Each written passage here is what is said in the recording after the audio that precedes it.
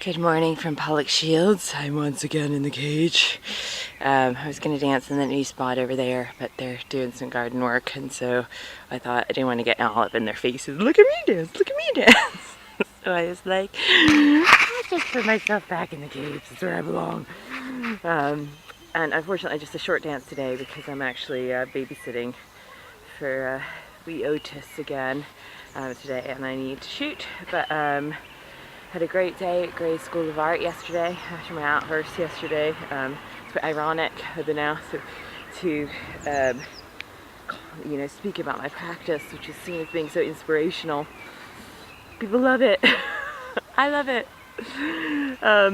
So anyway, so that's good news, and of course all that stuff doesn't go away. I'm still working through it.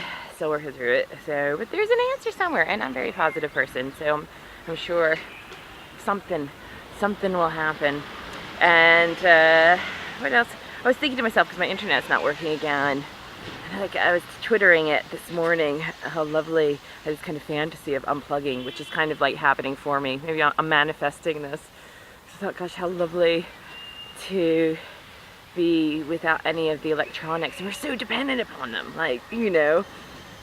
I think things like sensor sinks, they're all about hygiene, these are so absurd because what happens in the event of a power outage? We'll be able to wash ourselves because everything is going to be electrically made. And I find that fascinating because here we are trying to save the environment, and yet we keep developing things like this. But hey-ho! And I also thought about the fact that my phone broke down. I dropped my phone once and it cracked in thousands of pieces. My parents you hear this all the time, my parents still have one of their phones. They must have had it for 30 years. And my God, that thing's been battered around and works perfectly. I mean, the line is always clear, none of this what.